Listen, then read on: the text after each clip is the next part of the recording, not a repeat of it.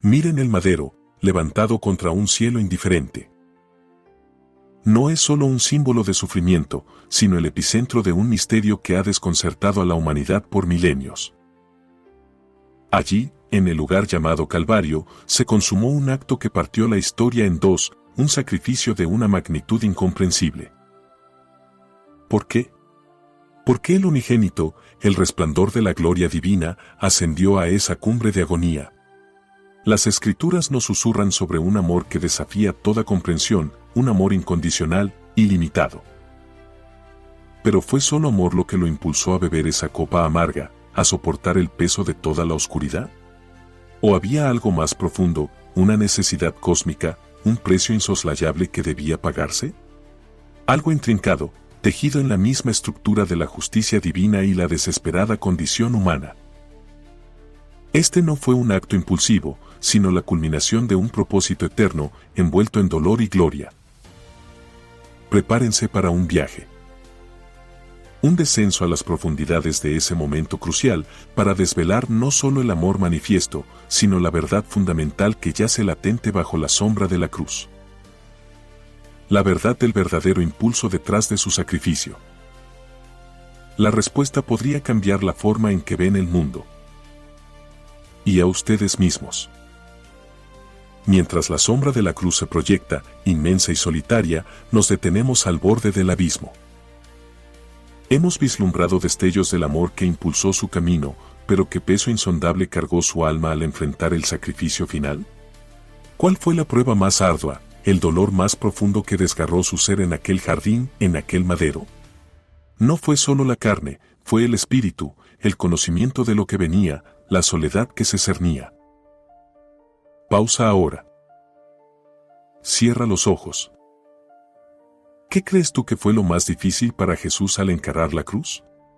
Sumérgete en esa reflexión. Comparte tu sentir en los comentarios. Tu perspectiva enriquece nuestro viaje compartido hacia la verdad de su sacrificio, el amor que lo dio todo. Desde el amanecer de la existencia, un velo de perfección cubría la creación, un jardín de comunión íntima entre el Creador y la humanidad. Pero en un instante de libre albedrío, teñido de desobediencia, una sombra se proyectó. No fue solo un error, una simple equivocación. Fue una rebelión profunda, una elección que rompió la armonía primordial. El pecado entró en el mundo, no como un visitante, sino como un invasor que corrompió la esencia misma de nuestra existencia. Fue el momento en que el abismo se abrió. Un foso insondable, oscuro y gélido, se cavó entre la santidad infinita de Dios y la naturaleza caída del ser humano. La comunión se hizo imposible. La luz se retiró, dejando solo la penumbra de la separación. Cada acto de desobediencia, cada pensamiento impuro, cada paso alejado del camino divino, profundizaba este abismo, ensanchaba la brecha. Una deuda se acumuló, no una suma finita que pudiera saldarse con buenas obras o lamentos sinceros, sino una carga infinita, impagable para cualquier criatura. Estábamos marcados, exiliados de la presencia vivificante de aquel que es pura luz y verdad. La separación no era solo geográfica o emocional, era existencial, espiritual. Nos encontrábamos solos, perdidos en la oscuridad que nosotros mismos habíamos elegido, enfrentando las consecuencias de nuestra propia rebelión. La pregunta resonaba en el vacío de esa separación: ¿existía alguna esperanza, algún camino de regreso a la luz, o estábamos perdidos para siempre en la oscuridad de nuestra propia rebelión? El eco de la desobediencia resonó a través del tiempo, una sombra que cubrió el Edén perdido. La humanidad, separada de la fuente de vida, vagaba en la penumbra de su propia culpa, marcada por una imperfección que ningún esfuerzo humano podía borrar. Pero en medio de esa desolación, una luz tenue comenzó a brillar, no por mérito del hombre, sino por la inmutable gracia de Dios. Era el destello de una promesa divina que se abrió paso entre las ruinas de la existencia caída. A través de los siglos, Dios no permaneció en silencio. Su voz se manifestó a profetas, grabada en pergaminos, simbolizada en rituales sagrados. Cada sacrificio ofrecido en el altar, cada cordero inmolado, no era un fin en sí mismo, sino una sombra palpable de lo que estaba por venir. Eran ecos de una verdad más profunda, un anticipo necesario de la expiación perfecta que la justicia divina demandaba. En el plan de redención se desplegaba lentamente, velado en misterio pero firme en el propósito eterno de Dios. Se habló de un descendiente singular, de una simiente que aplastaría la cabeza de la serpiente antigua. Se prometió un rey, pero no uno terrenal, sino un siervo sufriente, un pastor que daría su vida por sus ovejas. La esperanza se ancló en la figura inminente de un Mesías, el ungido por Dios mismo.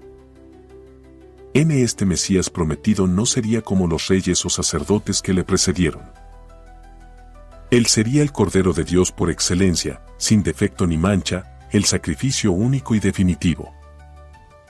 Su sangre, a diferencia de la de toros y machos cabríos, tendría el poder intrínseco de purificar hasta lo más profundo del alma humana, de borrar la deuda impagable del pecado.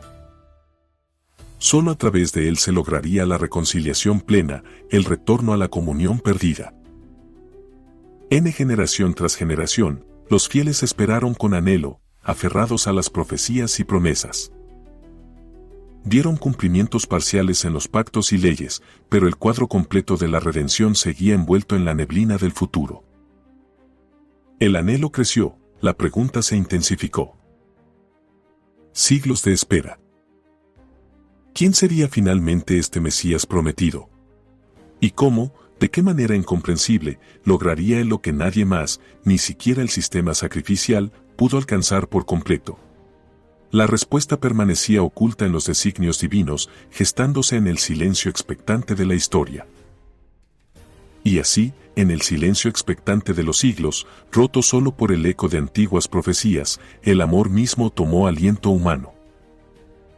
No en la opulencia de un palacio, sino en la humildad de un pesebre, nació aquel cuya llegada había sido anunciada desde el principio de los tiempos. Jesús de Nazaret, la encarnación viviente de la compasión divina, caminó entre nosotros. Su presencia no era la de un conquistador, sino la de un siervo, un maestro, un amigo para los marginados y los perdidos. Sus días transcurrieron bajo el sol de Galilea, sus pies hollaron la misma tierra que había visto las promesas y las fallas de generaciones pasadas. Pero en él, algo era radicalmente diferente. Cada palabra que pronunciaba resonaba con la autoridad del cielo, revelando verdades eternas con una claridad que desarmaba. Cada toque de sus manos traía sanidad donde había enfermedad, esperanza donde anidaba la desesperación. Alimentó a multitudes hambrientas, calmó tempestades furiosas, y lo más asombroso, perdonó pecados, una prerrogativa que solo pertenecía a Dios. Su vida era un manifiesto andante del amor incondicional, un amor que no juzgaba, que abrazaba, que restauraba. Era un espejo sin mancha de la perfección divina, una existencia vivida en completa obediencia y pureza, ajena a la oscuridad que envolvía al mundo. En sus ojos se veía la profundidad de la eternidad y en sus acciones la manifestación palpable de la gracia. Los que le seguían intuían que estaban en presencia de algo sagrado, de algo que trascendía lo meramente humano. Vieron milagros que desafiaban la lógica, escucharon enseñanzas que transformaban el alma y sintieron un amor que rompía todas las barreras.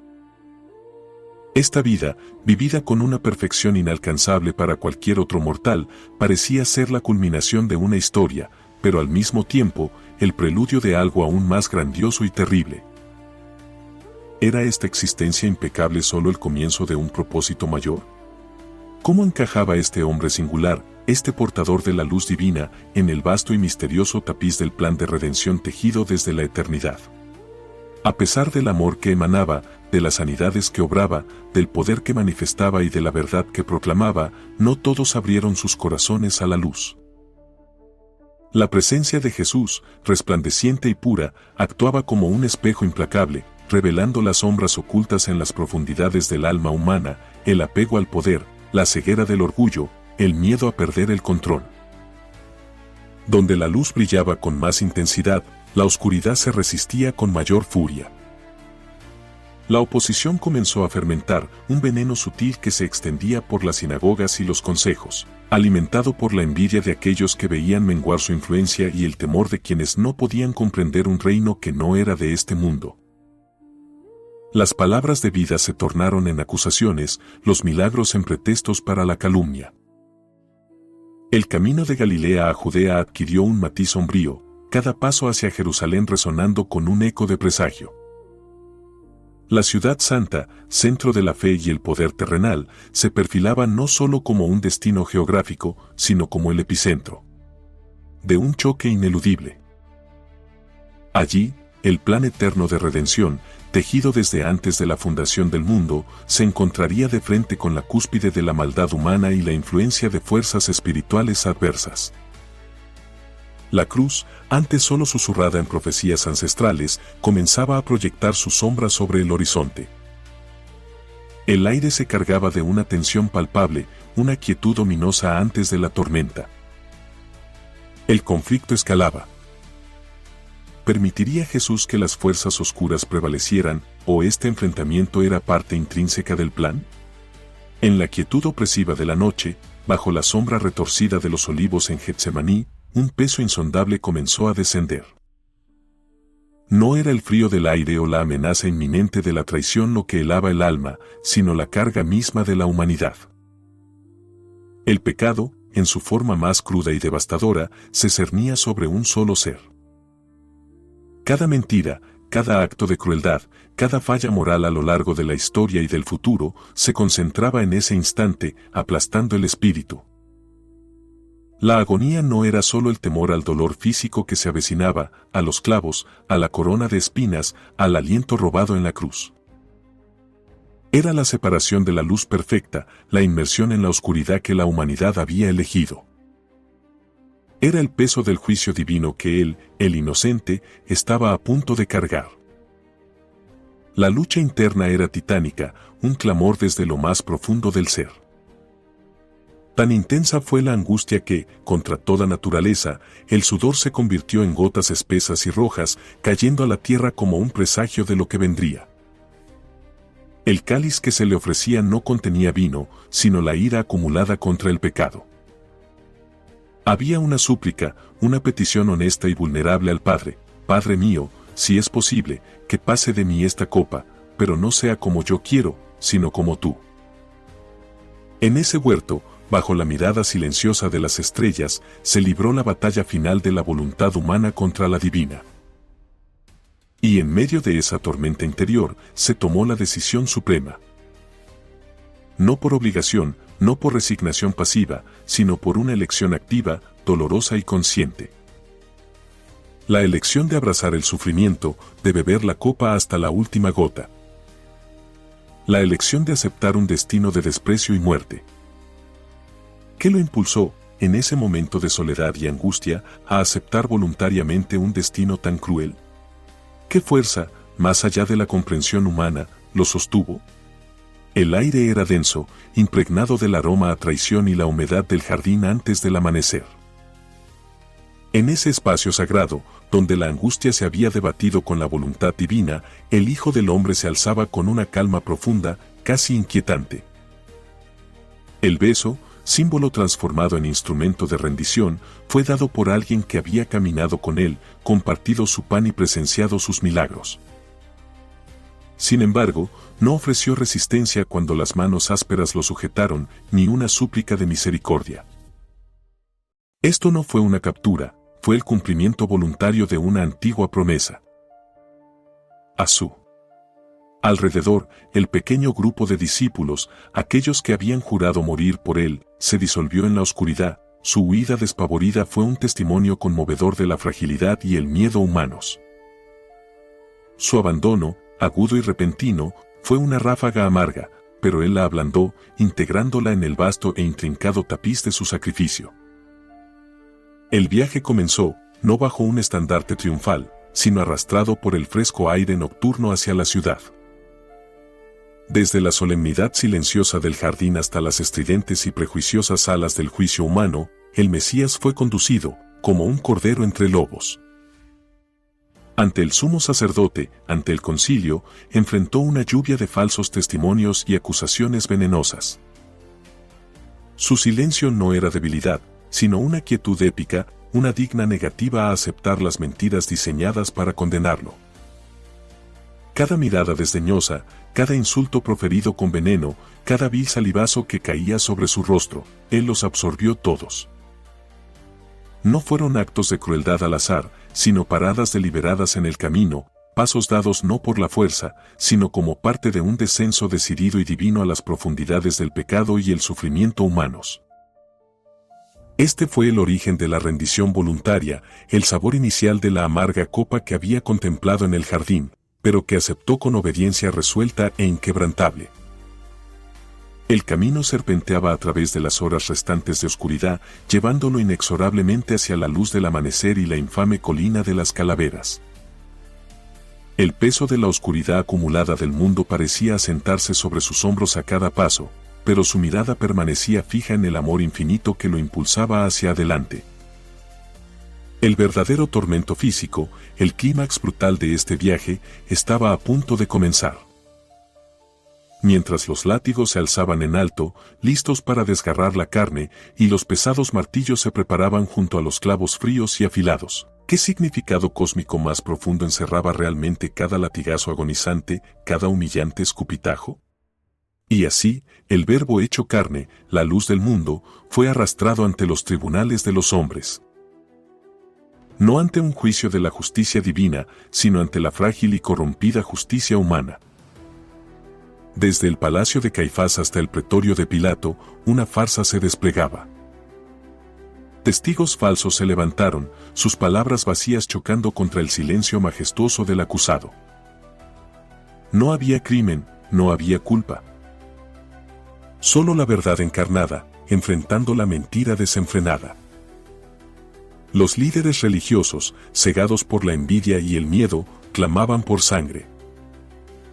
El gobernador romano, Poncio Pilato, percibió la inocencia. Vio que era por envidia que le habían entregado. Intentó encontrar una salida, un resquicio de ley para liberar a aquel hombre sereno que no se defendía.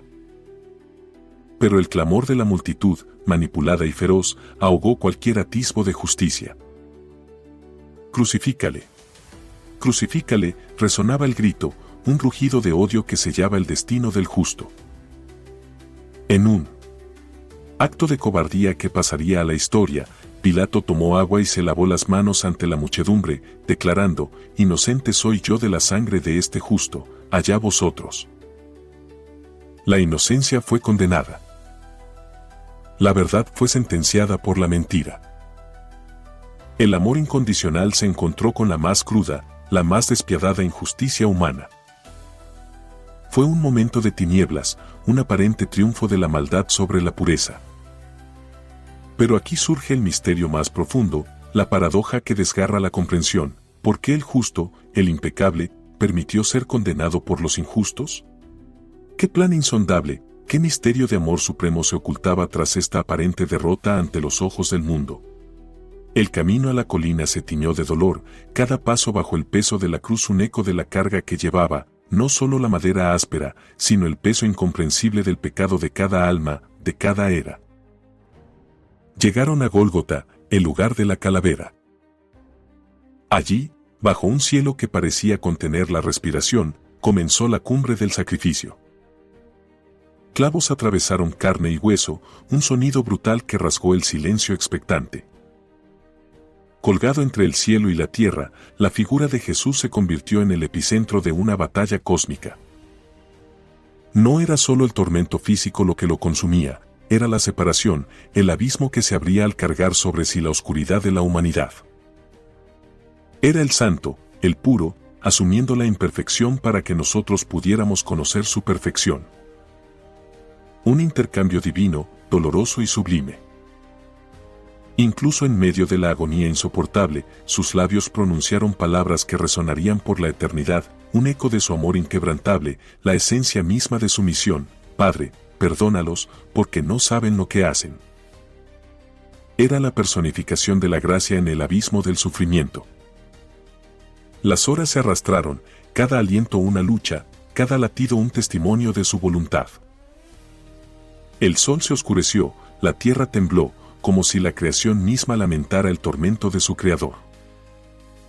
Y entonces, con una fuerza que pareció desafiar la debilidad de su cuerpo quebrantado, un grito resonó en la colina, un clamor que partió el velo del templo, un eco que sacudiría los cimientos de la muerte misma: consumado es. Pero, ¿qué significó realmente ese grito final? ¿Qué se consumó en esa colina solitaria? ¿Qué se logró en ese instante supremo de agonía y triunfo?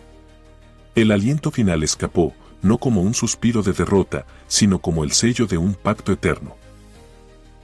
En ese instante supremo, en medio de la oscuridad que velaba la tierra, algo más allá de la comprensión humana ocurrió. La deuda, acumulada por generaciones, el peso insoportable del pecado que separaba a la creación de su creador, fue saldada. El precio, el más alto imaginable, había sido pagado en su totalidad. No quedó ni una sola cuenta pendiente en el libro de la justicia divina. Era el fin de una era de separación. NNY como eco cósmico de esta consumación, el velo del templo en Jerusalén, esa imponente cortina que guardaba el lugar santísimo, el espacio de la presencia inaccesible de Dios, se rasgó. No de abajo hacia arriba, por mano humana, sino de arriba hacia abajo, por la mano de lo divino.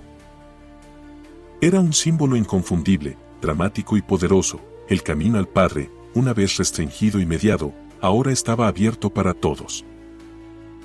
La barrera había sido derribada. El acceso directo, la comunión íntima, la posibilidad de acercarse al trono de la gracia con confianza, había sido restaurada a través de su sacrificio. En la cruz, que para muchos parecía el cadalso de un derrotado, fue en realidad el altar de la victoria definitiva. La muerte, el último enemigo, el tirano que reinaba sobre la humanidad, no pudo retenerlo. Porque su sacrificio no fue una rendición ante el poder de la tumba, sino el golpe mortal al aguijón del pecado y a la victoria de la muerte. En ese acto de entrega voluntaria, Jesús despojó a las tinieblas de su poder. La redención, el rescate de la humanidad de la esclavitud del pecado y la muerte, estaba completa. Perfecta. Consumada. La obra estaba hecha. El plan eterno se había desplegado hasta su culminación en la cruz. Pero si la redención ya estaba lograda, si la victoria sobre la muerte y el pecado era un hecho inmutable en el reino espiritual, ¿qué prueba tangible existiría de esta victoria en el mundo físico? ¿Cómo se manifestaría su triunfo de una manera que la humanidad pudiera ver, tocar y creer? La piedra sellada, el silencio de la tumba, el luto que envolvía la esperanza. Pasó un día, luego otro. El mundo contenía el aliento, sin saberlo, ante el umbral de lo imposible. Pero al tercer amanecer, un poder que trasciende la comprensión mortal irrumpió en la oscuridad. La tierra tembló, no por destrucción, sino por vida. Los guardias, testigos involuntarios, cayeron como hojas secas ante una gloria que no podían soportar. La tumba estaba vacía. No fue un robo furtivo en la noche, sino una explosión de vida divina. El cuerpo que fue depositado con doloroso cuidado ya no estaba allí. Solo las vendas, cuidadosamente dobladas, como un capullo abandonado tras la emergencia de la mariposa. Las primeras testigos, con sus corazones latiendo entre el miedo y la incredulidad, encontraron el sepulcro abierto. La tristeza se disipó, reemplazada por una asombrosa revelación: Jesús había resucitado. Esta no era una simple reanimación, era una transformación gloriosa, una victoria definitiva. La muerte, el último enemigo, había sido vencida. El velo que separaba la vida de la eternidad se rasgó de una manera que la crucifixión solo prefiguró. La resurrección es el clamor silencioso pero ensordecedor que valida cada latido del corazón de Jesús en su camino al Calvario. Es la prueba irrefutable de que su sacrificio no fue un final trágico, sino el puente hacia una nueva existencia. Es la garantía para todo aquel que cree. El pecado ha perdido su poder final, la redención es una realidad, y la promesa de vida eterna no es una quimera, sino una herencia ganada. La resurrección es el sello inquebrantable del amor que impulsó cada paso, cada palabra, cada sufrimiento, culminando en el triunfo sobre la oscuridad misma. Es la manifestación suprema de su poder y la confirmación de su divinidad. Y ahora, ante esta tumba vacía y el eco de la victoria, surge la pregunta que resuena a través de los siglos: ¿qué significa esta victoria para nosotros, hoy, en nuestras vidas? Hemos recorrido un camino a través de la historia, desentrañando el misterio que envuelve el acto más trascendental jamás registrado. No fue un simple gesto, ni una reacción espontánea ante la desesperación humana. Lo que impulsó a Jesús hacia la cruz, aquel madero solitario en la colina, fue una fuerza inmensa, anterior al tiempo, inherente a su propia esencia divina. Fue el amor, sí, pero un amor que trasciende nuestra limitada comprensión, un amor que es acción pura, un sacrificio épico orquestado desde la eternidad. Fue su naturaleza inmutable, su deseo ardiente de cerrar la brecha que nuestra propia imperfección había abierto entre la humanidad y el Creador del universo. Su sacrificio no fue una tragedia inevitable, sino la culminación gloriosa de un plan divino, el puente tendido sobre el abismo del pecado, la única vía de regreso a la comunión perdida. Comprender la profundidad de su entrega es asomarse al corazón mismo del Evangelio, es ver la luz que disipa las tinieblas de nuestra separación. Nos confronta con nuestra necesidad y nos envuelve con una gracia inmerecida. Ante tal magnitud de amor, ¿cómo no sentir una gratitud que desborda el alma? ¿Cómo no examinar nuestras propias vidas a la luz de su pureza y encontrar el camino del arrepentimiento sincero? Su sacrificio nos llama, no solo a la contemplación, sino a la transformación. Nos desafía a vivir, no para nosotros mismos, sino para aquel que dio todo por nosotros. Nos impulsa a reflejar ese mismo amor incondicional en un mundo sediento de esperanza.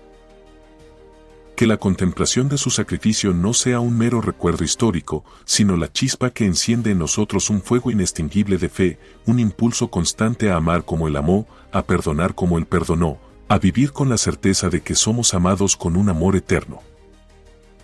Que esta verdad moldee cada decisión, cada palabra, cada latido de nuestro ser, honrando el precio infinito que fue pagado por nuestra redención. Porque en su sacrificio, encontramos no solo el perdón, sino el propósito, la fuerza y la esperanza para la vida, ahora y para siempre.